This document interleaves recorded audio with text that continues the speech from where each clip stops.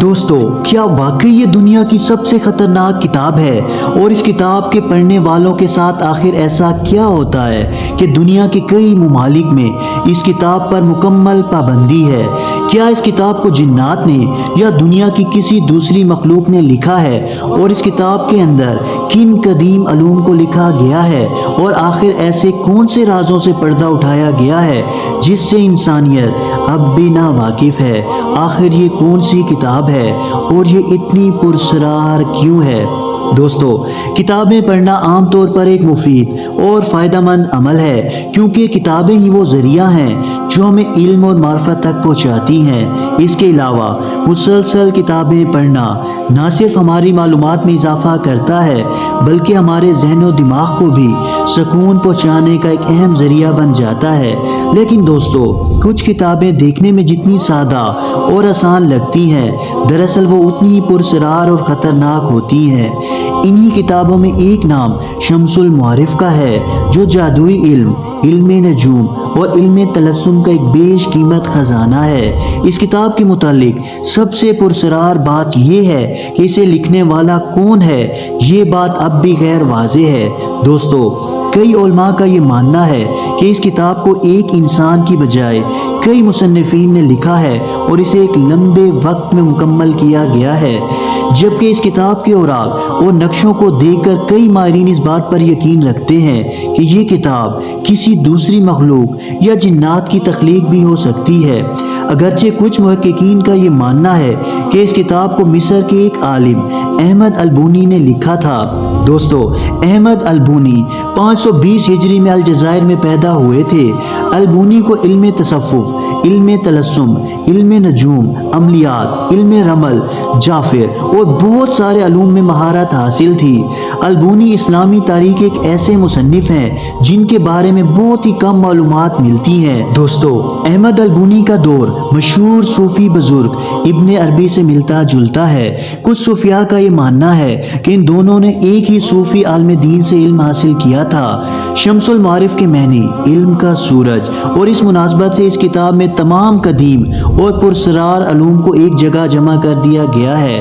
یہ کتاب صرف ایک جادو کی کتاب نہیں بلکہ اس سے کئی بڑھ کر ہے، جو عام طور پر باطنی اور سفری علم کو واضح کرنے کے ساتھ ساتھ صوفی حکمت کے راز بھی کھولتی ہے۔ اس کتاب کے مقدمے اور ابتدائی ورقوں میں پڑھنے والوں کے لیے اہم ہدایات اور وارننگز لکھی گئی ہیں، جس میں اس کتاب میں موجود علم اور اس کی طاقت کو بیان کر دیا گیا ہے۔ احمد البونی لکھتے ہیں کہ اس کتاب میں ان لوگوں کے لیے جادوئی طاقت موجود ہے جو اسے صحیح طرح سے استعمال کریں گے، لیکن ساتھ میں مصنف نے آگاہ کیا ہے کہ اس کتاب کا استعمال صرف اچھے کاموں کے لیے ہی کیا جائے، نہ کہ برائی اور حرام مقصد حاصل کرنے کے لیے۔ اس کے بعد کتاب کے مختلف حصوں کے بارے میں مختصر لکھا گیا ہے، جس میں علم نجوم، علم فلکیات، تعویذ، تلسم اور کچھ وظائف کے الگ الگ باب موجود ہیں۔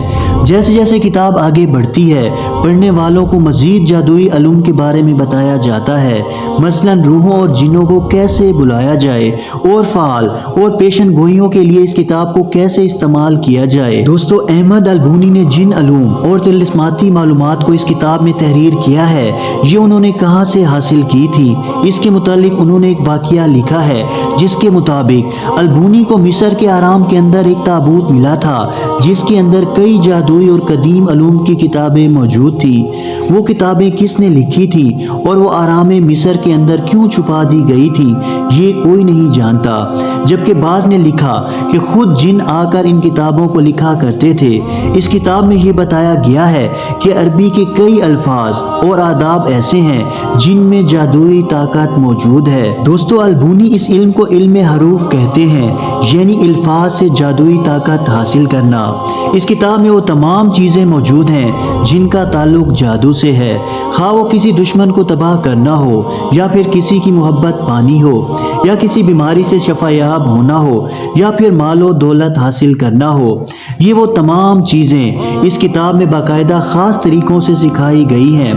دوستو اس کتاب کے خاص حصے میں جنات کے نام بھی بتائے گئے ہیں، ساتھ میں یہ بھی بتایا گیا ہے کہ وہ کیسے رہتے ہیں اور اگر انسان کسی جن سے شادی کرنا چاہے تو اس کا کیا طریقہ کار ہے، اور اگر کسی جن پر قابو پانا ہو تو وہ کیسے پایا جا سکتا ہے، یہ سب کچھ اس کتاب کے اندر موجود ہے۔ دوستو البونی مزید لکھتے ہیں کہ اس کتاب میں لکھے گئے علوم کا استعمال صرف ماہرین صوفیاء کرام اور روحانی عالم کو ہی کرنا چاہیے، اور یہ عام لوگوں کے استعمال کے لیے بالکل نہیں ہے، کیونکہ ان عملیات میں جان کا خطرہ بھی لاحق ہو سکتا ہے۔ شمس المعارف کے متعلق یہ مشہور تھا کہ جو شخص بھی اس کتاب کو پڑھنے کی کوشش کرتا تھا یا تو وہ پاگل ہو جاتا یا پھر جنات اس پر حاوی ہو جاتے، کیونکہ اس کتاب کے ذریعے جنات کو قابو میں لایا جا سکتا تھا۔ اس لیے جنات اس کتاب کی حفاظت خود کیا کرتے تھے تاکہ کوئی بھی اسے پڑھ نہ سکے۔ بعض لوگوں کا کہنا تھا کہ جو بھی اس کتاب کو کھول کر پڑھنے کی کوشش کرتے ہیں تو انہیں ایک خوفناک حیلہ ظاہر ہوتا ہے جسے دیکھ کر پڑھنے والا بے ہوش ہو جاتا ہے۔ یہی وجہ تھی کہ اس کتاب کی تصنیف کے 100 سالوں تک بھی اس کتاب کو کسی نے نہ پڑھا، کیونکہ اسے پڑھنے والا کسی نہ کسی آفت میں مبتلا ہو جاتا۔ دوستو کئی عرصے تک یہ کتاب صرف ایک نسخے پر لکھی رہی جسے ہرن کے خون سے کھال پر لکھا گیا تھا، جس کے بعد یہ کتاب پرسرار طور پر کہیں غائب ہو گئی، پھر کسی کو اس کا سراغ نہ لگ سکا۔ لیکن پھر 200 سالوں کے بعد ایک اور کتاب ملی جس میں دعویٰ کیا گیا تھا کہ یہ کتاب شمس المعارف کی اصل نسخے کی نقل ہے۔ اس وقت یہ نسخہ محمد بن علی محمد زاہد کے پاس تھا، جو اس دور کا ایک مالدار تاجر تھا۔ کہتے ہیں کہ عاملین نے اس کتاب کے کچھ حصوں کو نکال دیا اور اس میں رد و بدل کر دی۔ دراصل انہوں نے اس کتاب کے ان حصوں کو نکالا تھا جسے پڑھنے سے جنات لوگوں پر حاوی ہو جایا کرتے تھے، اور پھر اس کتاب کے کئی نسخے بنا دیے گئے۔ لہٰذا آج بازار میں دستیاب شمس المعارف نامی کتاب بڑی حد تک تبدیل ہو چکی ہے، اور یہ وہ کتاب نہیں جسے البونی نے لکھا تھا، لیکن اب بھی اس کتاب میں موجود طلسماتی اور کالے علوم کی وجہ سے کوئی عام شخص اس کتاب کو پوری طرح نہیں سمجھ سکتا ہے، اور اس کی کوشش کرنے والا پاگل پن، مرگی یا جنون کا شکار ہو جاتے ہیں۔ یہی وجہ ہے کہ آج سعودی عرب اور دنیا کے کئی اور علاقوں میں اس کتاب پر مکمل پابندی لگا دی گئی ہے۔ بہت سارے علماء اس کی تصنیف کو پوری طرح سے غیر اسلامی اور کفر قرار دیتے ہیں۔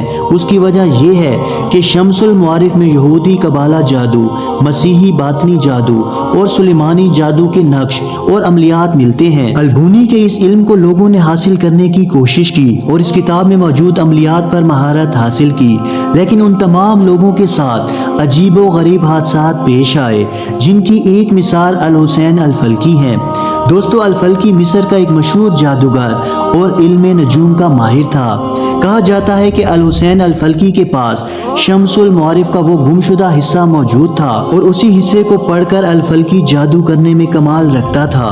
دوستو لیکن سن 2003 کے اندر الفلکی کی اچانک موت ہو گئی، جس کا پوسٹ مارٹم کیا گیا تو پتہ چلا کہ اس کی موت بہت دردناک طریقے سے ہوئی ہے، کیونکہ اس کے جسم کے اندرونی حصے ٹوٹ پھوٹ گئے تھے۔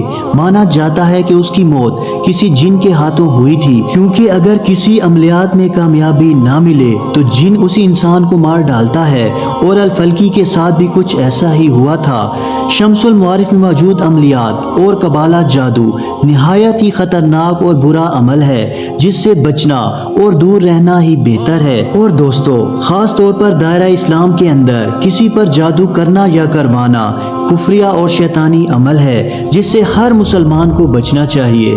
اللہ تعالیٰ سے دعا ہے کہ اللہ تعالیٰ ہمیں نیک اعمال کرنے کی توفیق عطا فرمائے اور برے اعمال سے بچائے۔ اسی طرح کی مزید معلوماتی اور اسلامی ویڈیوز دیکھنے کے لیے ہمارے اس اسلامی چینل کو سبسکرائب ضرور کریں۔ جزاک اللہ۔